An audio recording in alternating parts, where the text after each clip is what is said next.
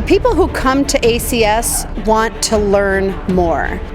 Right here, you're immersed in the learning. The phone's not ringing. Computers are ready and loaded. Being able to put your mind and your hands together with the computer right on site over and over and over again really helps. We all started with zero knowledge, so it can be done, but we're going to help you get there. First of all, it's great coming to a conference where all the classes are specific to the software that I'm using, so that's really helpful.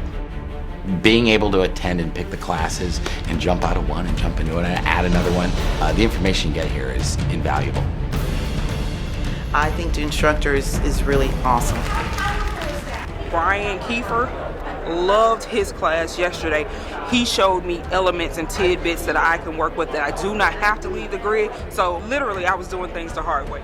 We came with the intention of learning new things, tricks, updates, and this met every expectation. This year we are finally in a place where it felt like we could benefit from meeting other users, picking their brains and seeing how they're operating the systems.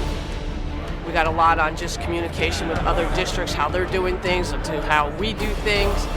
The classes and the entertainment, it's been really fun.